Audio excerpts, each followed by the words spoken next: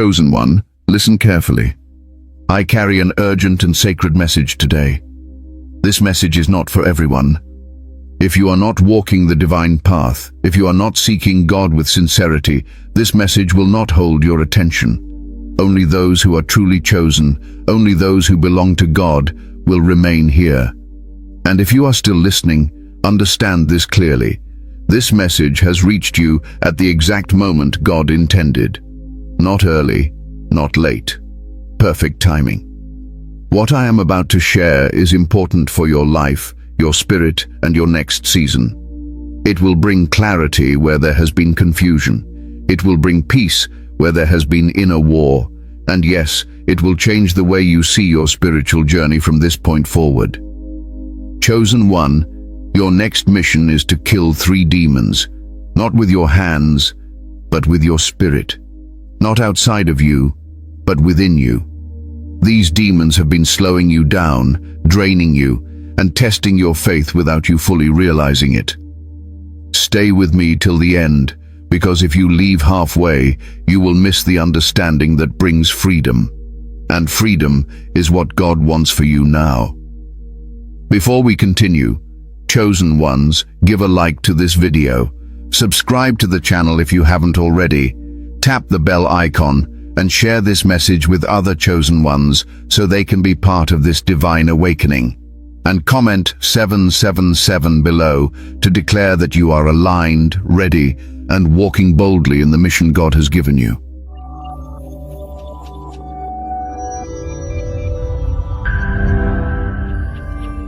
What demons really are. Spiritual clarification. Chosen one, before I guide you any further, I need to settle something in your spirit. I need to clear confusion. I need to calm fear. I need to bring understanding. Because when I say the word demon, I am not speaking the way movies speak. I am not speaking the way fear speaks. I am speaking the way wisdom speaks. Many people panic when they hear that word. Their minds run to shadows, faces, and nightmares. That is not where God wants your mind to go.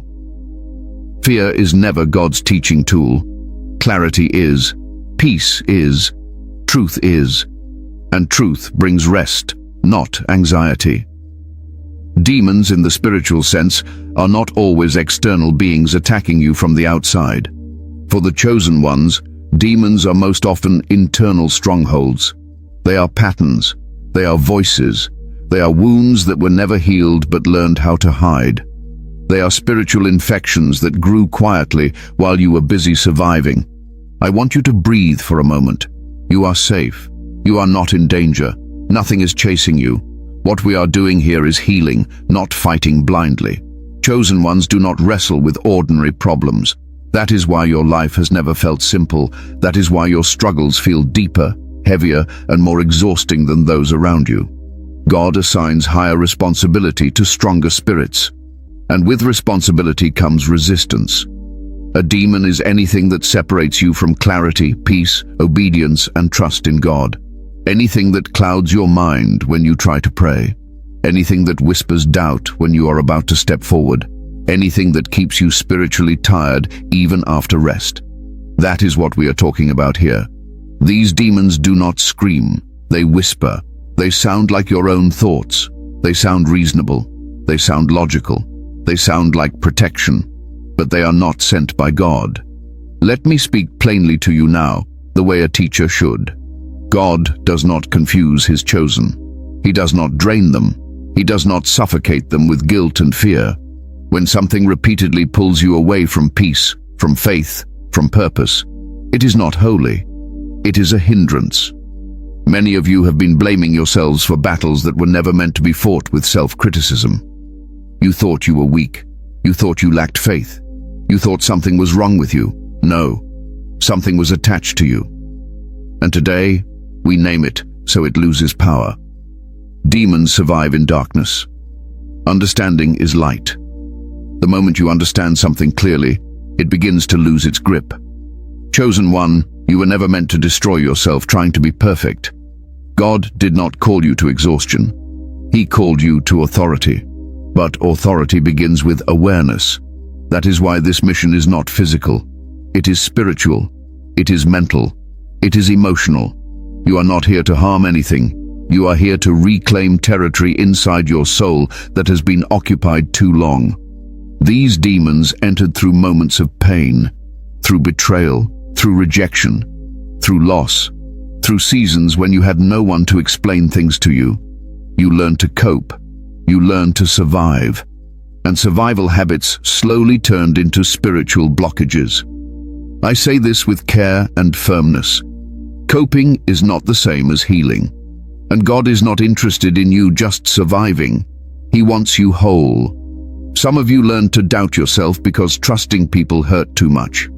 Some of you learned to stay busy because silence felt dangerous. Some of you learned to numb emotions because feeling deeply once broke you. These were not sins. They were responses. But now they are outdated. A demon is simply a response that stayed too long. And here is the part I need you to hear without fear. You are not possessed. You are influenced. There is a difference. Possession removes control. Influence clouds judgment, and clouds can be cleared. Chosen ones are never abandoned by God.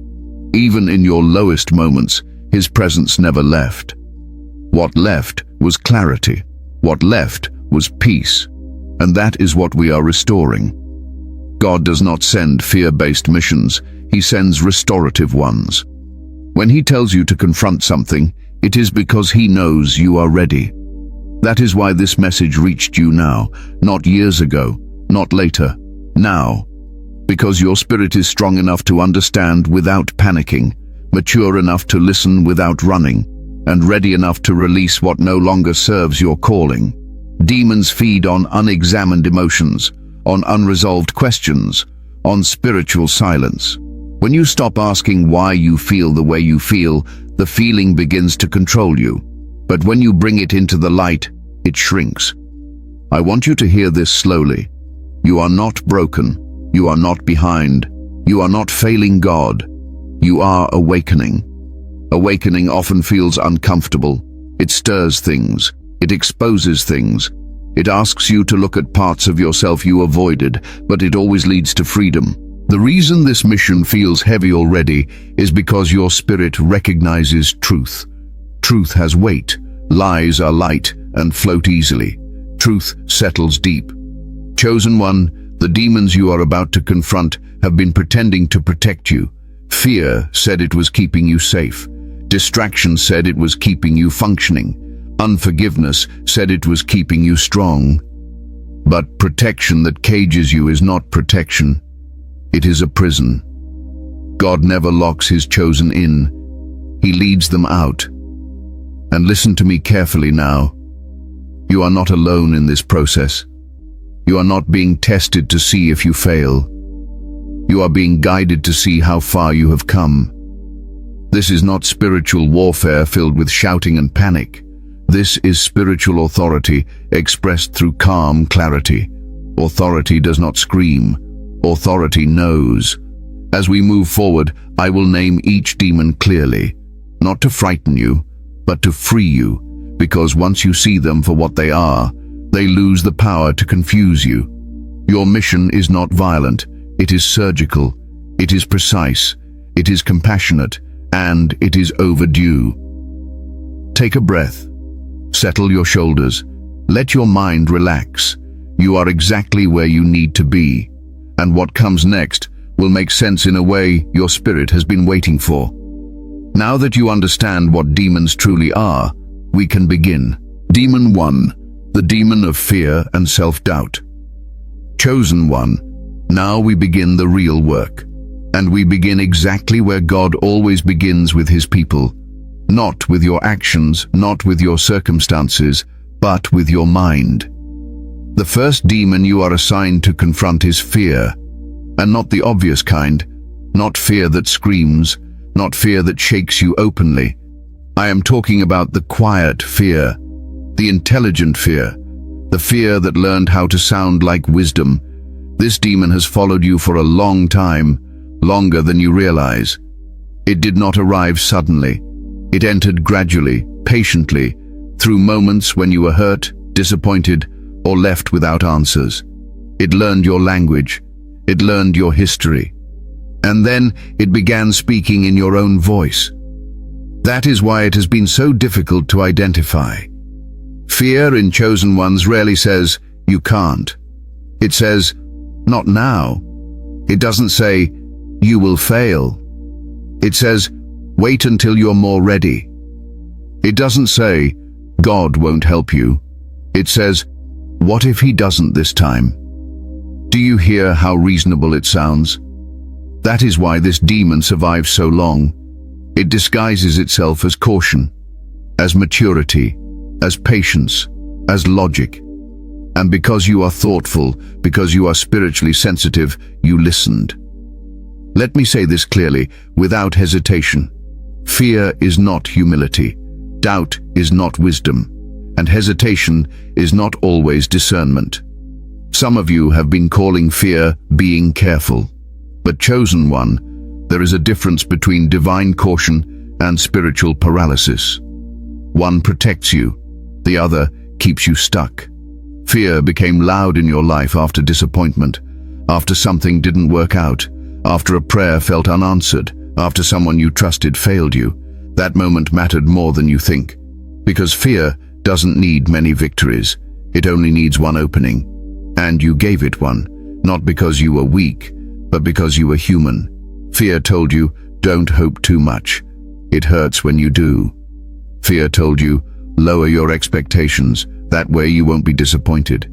Fear told you, stay where you are, at least it's familiar. And slowly, almost gently, it began shrinking your faith. Chosen one, hear me now like a teacher who loves you but will not lie to you. Fear does not protect your future, it protects your comfort. And comfort is not your calling. God did not choose you because you were fearless. He chose you because you were willing. And willingness always comes before courage. Self-doubt is fear's favorite weapon. Because self-doubt does not attack God directly. It attacks you. It makes you question your worth, your readiness, your spiritual authority. It makes you forget how far you've already come. You look at others and think, they seem more confident, more gifted, more certain. And fear uses comparison to drain you. It convinces you that your quiet strength is weakness, that your sensitivity is a flaw, that your questions mean you are behind. That is a lie. Chosen ones often doubt themselves because they see deeper, they feel more, they think longer. And depth always comes with weight. But weight is not weakness. Weight is capacity. Let me ask you something gently. Who told you that confidence has to be loud?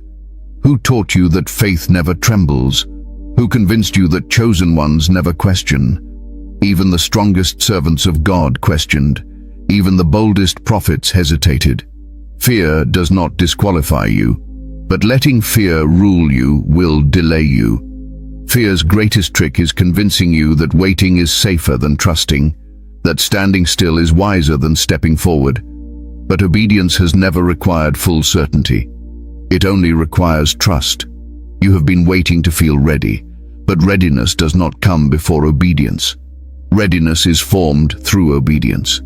I want you to breathe and let this sink in. God does not wait for you to be fearless before He moves. He moves when you decide to trust Him more than your fear. Fear tells you to control outcomes. Faith tells you to surrender them. And surrender feels dangerous to a mind that learned survival through control. Some of you had to grow up early. You learned to be alert. You learned to anticipate problems. You learned to protect yourself emotionally and mentally. That skill helped you survive. But now it is blocking your growth. What once protected you is now limiting you. Fear has kept you replaying scenarios in your mind. It has kept you overthinking conversations that already ended. It has kept you preparing endlessly, but never starting. It has kept you spiritually busy, but inwardly stagnant. And let me be very clear here. Overthinking is not intelligence. It is fear wearing a crown. God does not want you trapped in analysis. He wants you anchored in trust. Chosen one, fear cannot survive where truth is spoken calmly. So here is the truth. You have already survived things that should have destroyed you. You have endured seasons you never thought you would escape. You have stood back up after being emotionally and spiritually exhausted. If God carried you through that, what makes you think he will abandon you now? Self-doubt says, what if I fail? Faith says, what if God carries me? Fear says, what if I'm wrong? Faith says, what if obedience is enough? You don't need certainty to move. You need alignment. And alignment does not feel loud. It feels steady. I want you to notice something important. Fear rushes you, or it freezes you. Faith steadies you. That is how you tell the difference. This demon loses power the moment you stop negotiating with it. Fear thrives on endless internal debate. It weakens when you make quiet decisions, not dramatic ones, not emotional ones, simple ones. I will pray anyway. I will try anyway. I will step forward anyway. Fear does not leave instantly, but it stops leading. And leadership is what this is about. Who is leading your inner world? Fear or faith? God never asked you to eliminate fear. He asked you to walk despite it. Courage is not the absence of fear. Courage is obedience in its presence. You are not behind because you were cautious. You are not broken because you doubted, but you are being called now to stop letting fear make decisions for you. This demon is already weakening because you can see it now. And once seen, it cannot pretend anymore. You don't need to fight fear aggressively. You need to outgrow it. And growth begins with trust. Chosen one, this is the first demon, and you are already overcoming it by understanding it. Stay calm, stay present. What comes next goes even deeper. Demon 2, the demon of distraction and spiritual fatigue. Chosen one, now that fear has been exposed, we move to the second demon. This one is more subtle, more exhausting, and in many ways more dangerous. Because this demon does not scare you, it drains you. This is the demon of distraction and spiritual fatigue. You know it well, even if you never named it. It is the reason you feel tired without doing much. The reason your mind feels busy, but your spirit feels empty. The reason you want to pray, but somehow never get to it. The reason days pass quickly, yet nothing meaningful feels accomplished. This demon does not attack you with darkness. It attacks you with noise. Noise in your mind, noise in your schedule, noise in your emotions, noise in your thoughts when you try to be still. And let me say something gently, but firmly. Not all tiredness comes from work. Some tiredness comes from being pulled in too many directions spiritually. Chosen ones are not lazy. They are overloaded. You have been carrying too much mentally, too many thoughts, too many responsibilities, too many unprocessed emotions, too many expectations both from others and from yourself. And when the soul carries too much for too long, it doesn't scream, it shuts down. Spiritual fatigue feels like loss of motivation. It feels like numbness. It feels like procrastination. It feels like scrolling endlessly while feeling empty. It feels like starting many things and finishing none. It feels like wanting peace but not knowing how to access it anymore. And the most dangerous part is this. You begin to think this tiredness is normal. You tell yourself, everyone feels like this. Life is just busy. This is adulthood. This is reality. No, this is distraction doing its work. The enemy of your calling does not always try to destroy you. Sometimes it simply tries to exhaust you until you stop pursuing depth. This demon knows something important about you. It knows that if you are fully present, fully rested in God, fully focused, you are unstoppable. So it keeps you almost present, almost rested, almost focused, always, almost. Chosen one, distraction is not always about external things. Yes, phones, media, noise, and constant input play a role. But deeper than that, distraction often comes from unresolved inner tension. When your heart is unsettled, your mind looks for escape. When your spirit is tired, your attention scatters. When your soul lacks peace, it seeks stimulation. This is why silence feels uncomfortable for you sometimes. This is why stillness feels heavy. Because distraction has trained your mind to fear quiet moments. Quiet moments force you to feel what you have been avoiding. But God speaks most clearly in stillness. Spiritual fatigue also comes from trying to be strong all the time. Some of you never truly rest emotionally. Even when you sleep, your mind keeps working. Even when you smile, your heart stays guarded. Even when you worship, part of you stays alert. That constant inner tension is exhausting. Let me say something important here. Rest is not laziness. Rest is obedience. God designed rest not as a reward, but as a requirement. You were never meant to operate continuously without refilling your spirit. And yet, many of you have been doing exactly that. You give, you endure, you push forward, you show up, you survive, but you rarely stop to receive. And the demon of fatigue thrives in that imbalance. Chosen one, distraction convinces you that everything is urgent. Every message, every task, every thought, everything feels like it needs your attention right now. But urgency without priority leads to burnout. God does not rush his chosen, he prepares them. Spiritual fatigue also shows up as loss of joy. You still believe, you still care. But the fire feels low. The excitement feels distant. The passion feels muted. And you start wondering, what happened to me? Nothing happened to you. You are just tired in your soul. And here is the part I need you to hear without shame. Being spiritually tired does not mean you are spiritually weak. It means you have been spiritually giving. Even Jesus withdrew. Even Jesus rested. Even Jesus stepped away from the crowd. If the Son of God needed silence, why do you think you don't? This demon keeps you busy so you don't notice how empty you feel. It keeps you distracted so you don't slow down enough to heal. It keeps you occupied so you don't reconnect with God at a deeper level. And the longer this continues, the more disconnected you feel from your purpose.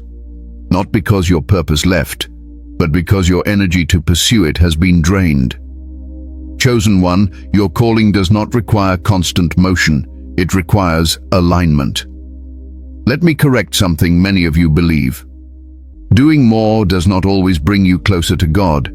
Sometimes doing less brings clarity. Sometimes slowing down restores direction. Sometimes stepping back allows God to step in. Distraction tells you that if you stop, things will fall apart. Faith tells you that if you stop, God will hold things together. The demon of fatigue wants you to believe you are falling behind, that you are not doing enough, that you are wasting time, that you need to catch up.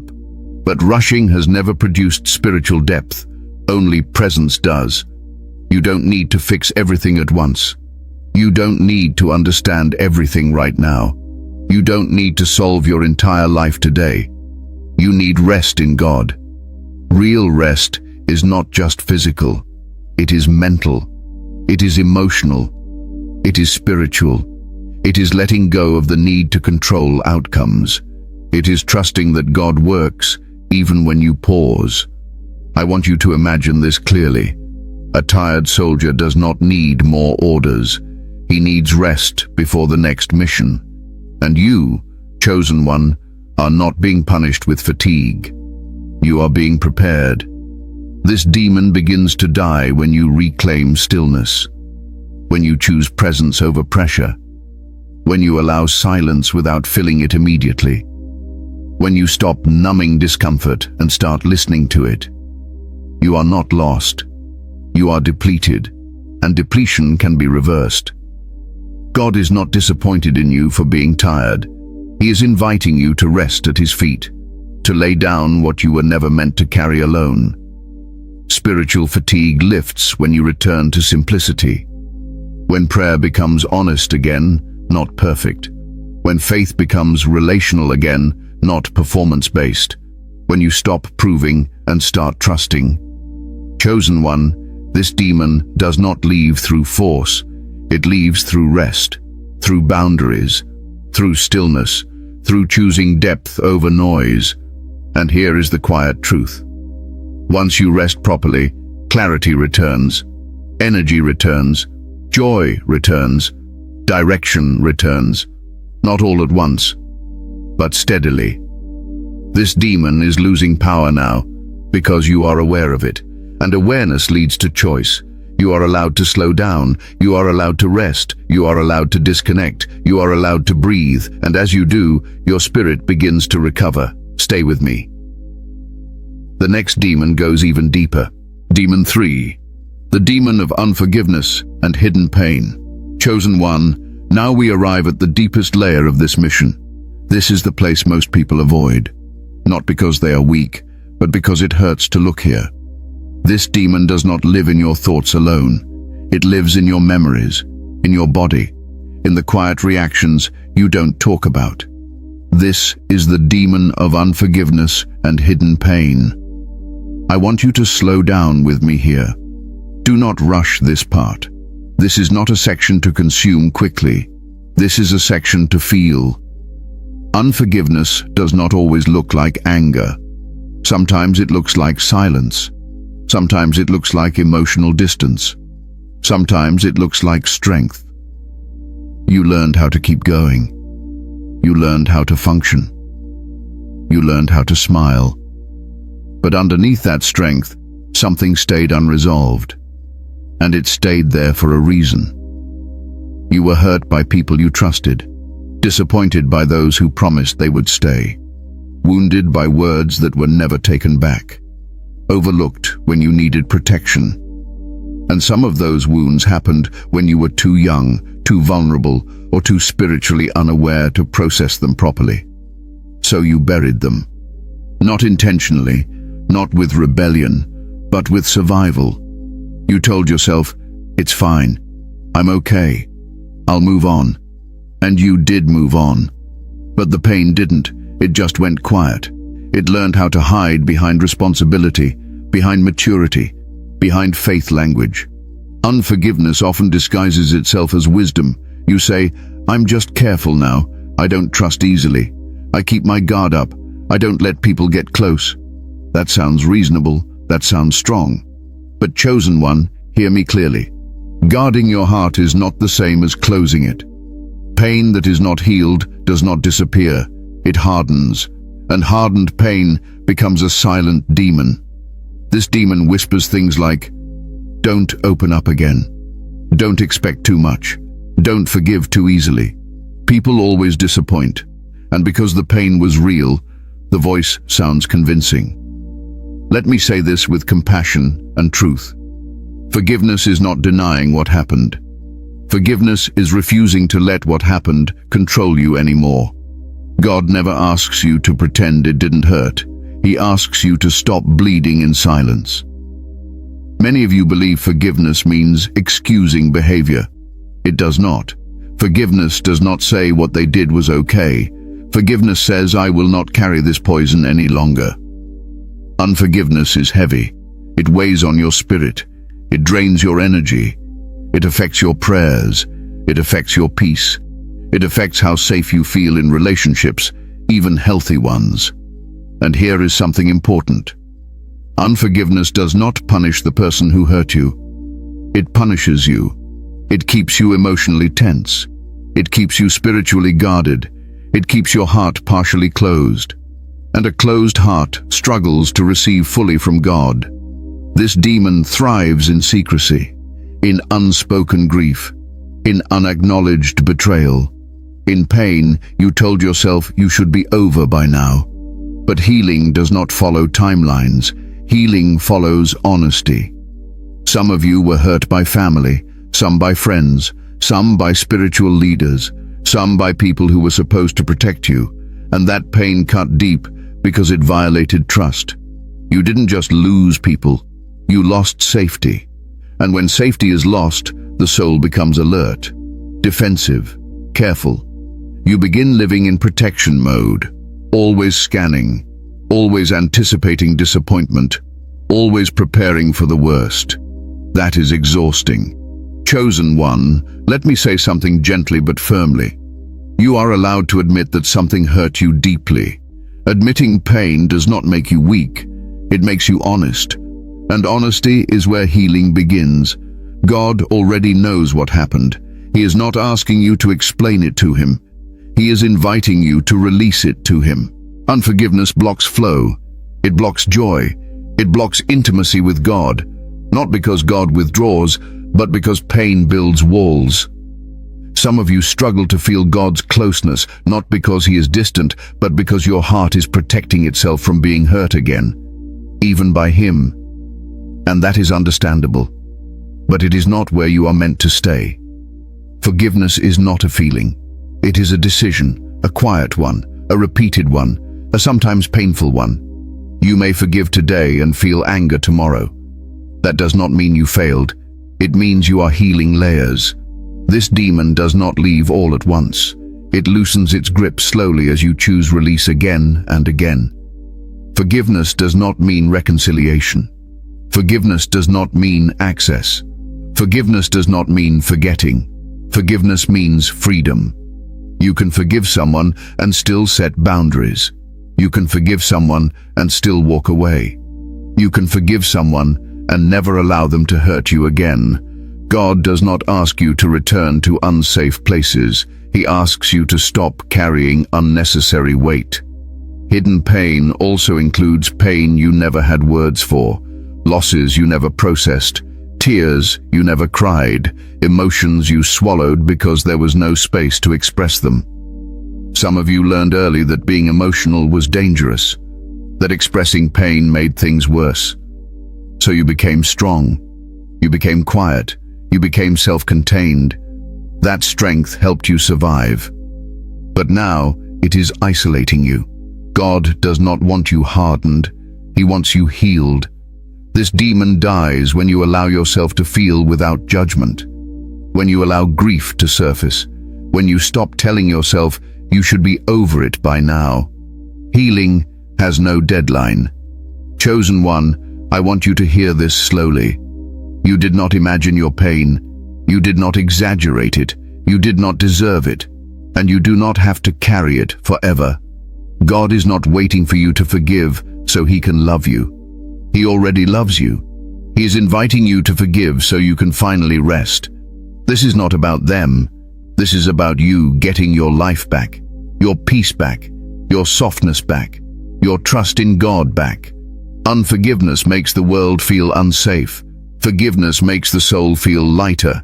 You don't need to rush this. You don't need to force feelings. You need willingness. Willingness to release. Willingness to let God handle what you can't. As this demon weakens, something beautiful happens. You breathe easier. You react less. You trust more. You feel present again. You feel connected again. And you realize something important. You were never cold. You were wounded. And wounds can heal. This demon is losing power now, because you are no longer avoiding the truth. And truth, when faced with compassion, always brings freedom. Stay with me. You are doing sacred work. Why you were chosen for this mission? Now. Chosen one. Now that the 3 demons have been named, exposed, and weakened, a deeper question rises in your spirit. And I know it is there, even if you have not said it out loud. Why me? Why now?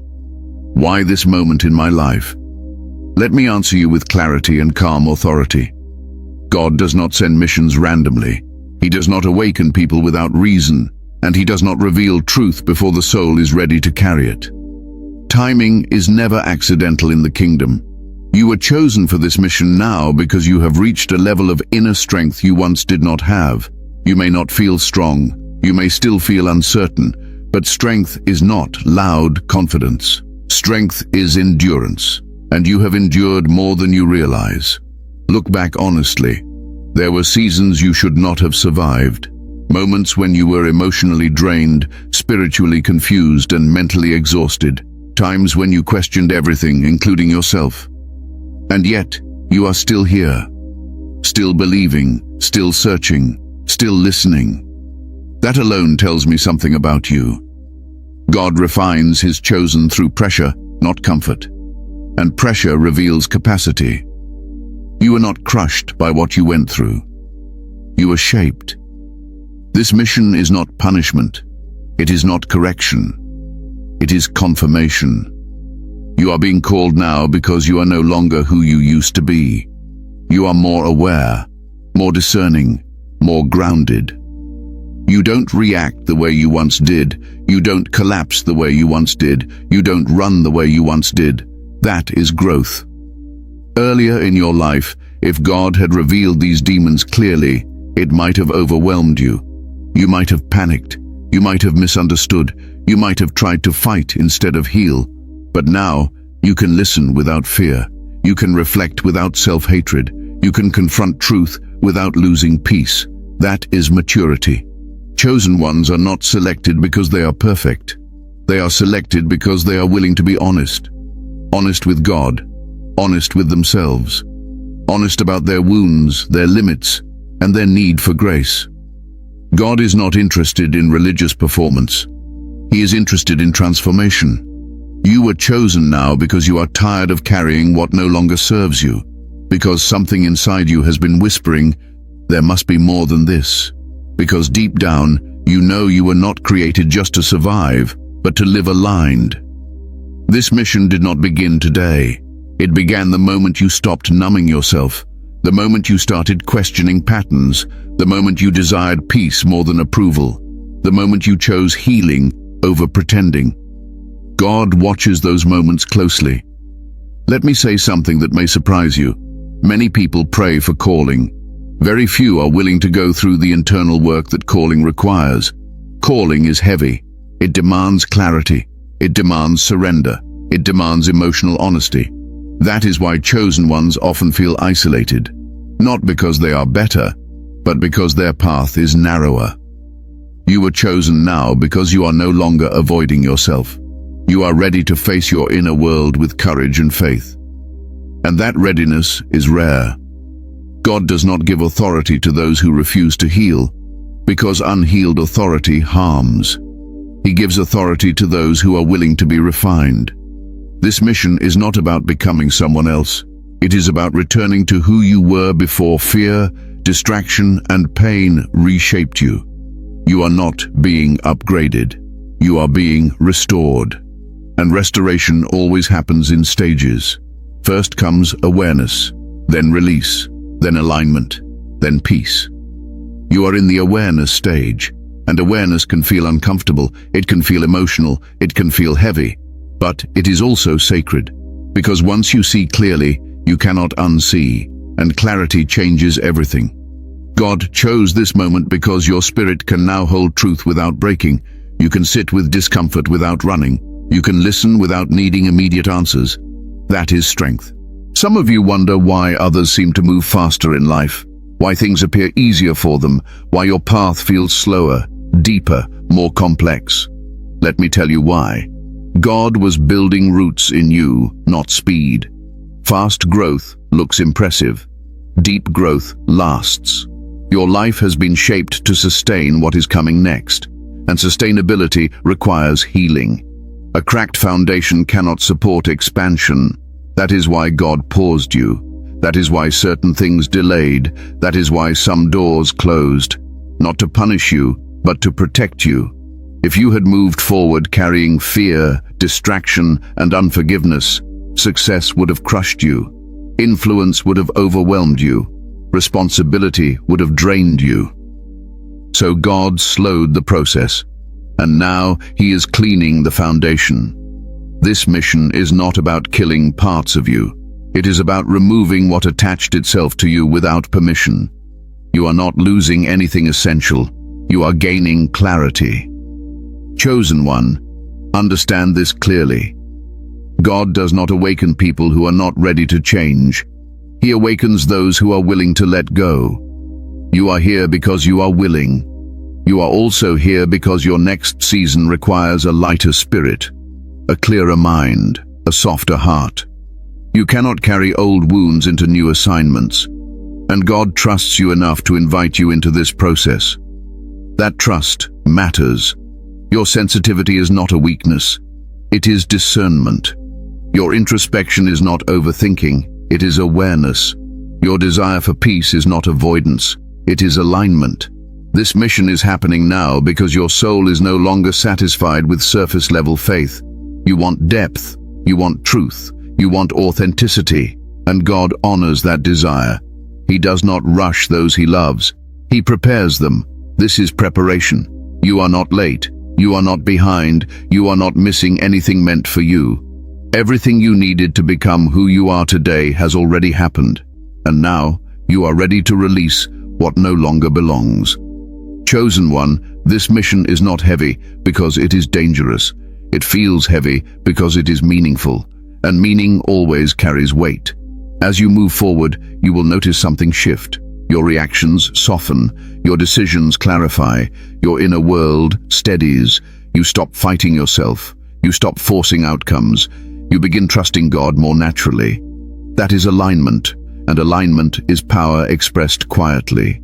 You are chosen now because you are ready to live unburdened, ready to walk forward without dragging the past behind you, ready to carry responsibility without fear, ready to serve without exhaustion.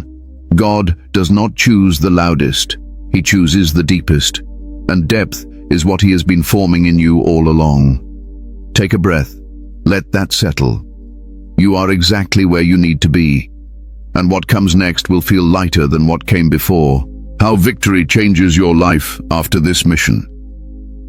Chosen one, now let me show you what begins to happen when these demons lose their grip. Not in dramatic flashes, not in instant perfection, but in quiet, steady transformation, the kind that lasts. Victory in the spiritual life does not arrive like a loud announcement. It arrives like relief, like space in your chest, like a deep breath you didn't know you were holding for years. The first change you will notice is mental clarity. Your thoughts slow down, not because problems disappear, but because panic no longer leads. You stop rehearsing worst-case scenarios. You stop replaying conversations endlessly. Your mind becomes a place of thought again, not a battlefield. You begin making decisions without exhausting yourself. You trust your discernment more. You don't second-guess every step. And when doubt does appear, it no longer paralyzes you. It passes through instead of settling in. That is victory. Emotionally, something softens. You react less. You don't take everything personally. You feel less defensive, not because you became careless, but because you became secure. You stop needing constant reassurance. You stop proving yourself. You stop explaining your worth. And when people misunderstand you, it hurts less, because your identity is no longer fragile. Victory brings emotional stability, not emotional numbness. You still feel deeply, but feelings no longer control your direction. Spiritually, prayer becomes simpler. You stop trying to sound right. You stop performing faith. You speak honestly, sometimes quietly, sometimes with questions, and that honesty restores intimacy with God. You feel God's presence without forcing it, not because you are doing more, but because you are resisting less. Peace becomes familiar again. Another change happens slowly, but it is powerful. You regain energy, not frantic energy, steady energy, the kind that doesn't burn you out, the kind that comes from alignment. You wake up less heavy. You move through your days with more intention. You stop filling every quiet moment with noise. Silence becomes comforting again. That is when you realize something important. Your exhaustion was never from life itself. It was from carrying things you were never meant to carry. As these demons lose authority, you stop fighting yourself. And when internal conflict ends, external life becomes lighter. Relationships begin to shift too. Some deepen, some fade, some reveal truth. And instead of panicking about it, you accept it. You stop forcing connections that drain you. You stop chasing validation. You stop shrinking to keep peace. You become more honest, and honesty attracts alignment. Victory does not make everyone like you. It makes the right people find you.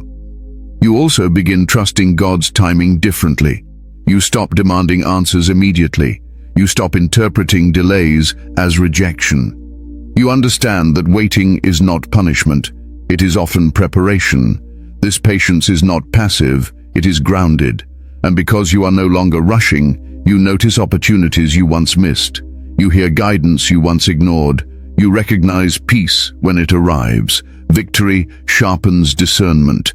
You begin noticing what drains you quickly, what energizes you, what aligns with your spirit, what disrupts your peace. And instead of ignoring these signals, you respect them. Boundaries become natural, not defensive. Natural. You say no without guilt. You say yes without fear. You walk away without resentment. You stay without anxiety. That is maturity. Your faith also changes shape. It becomes quieter but deeper.